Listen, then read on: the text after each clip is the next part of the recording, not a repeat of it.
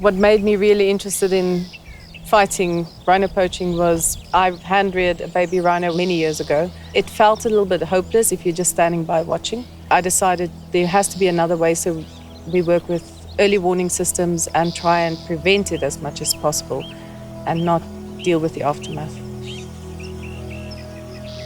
The daily challenges on this property and this sanctuary is pretty much to make sure that the alarm systems are working, that we are working with people that we can trust, and that we always respond to any possible illegal entries and make sure that every rhino stays healthy and happy and growing.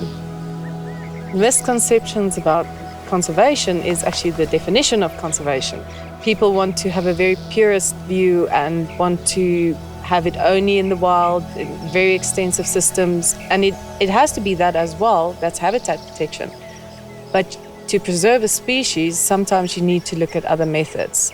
So once we can get the security levels right, then you can repopulate.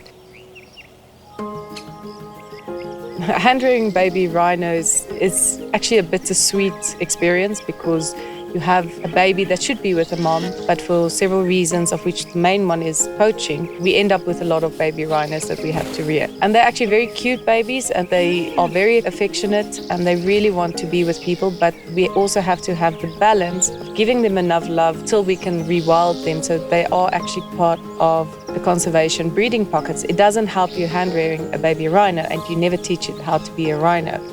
And then later they get exposed to wild rhinos as they get older, so they can really learn rhino behavior from the wild ones. Otherwise, they're also socially awkward.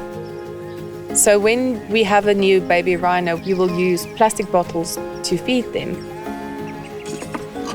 We often find that each rhino has got a different way of drinking. So we often start off with used Coke bottles or plastic buckets that they use in dairy farms. When we teach them to drink, it's usually a very hands-on for me. I will, for example, if it's really small animals or very dehydrated animals, I'll spend 24/7 with them in a small enclosed area and then try the different teats with them to make them drink.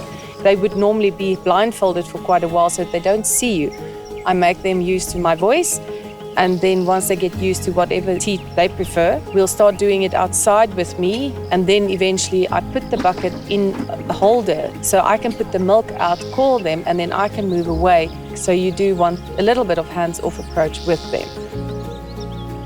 My hope for them is that we can keep them safe, but I think the only way for us to keep rhinos safe is to have proper high security sanctuaries, but we'll also, unfortunately, will have to make a change in our perception of conservation. That is that conservation is part of our lives and it's also part of the way we live. And without changing our mindset, we won't save the species, or any species for that matter, not even our own.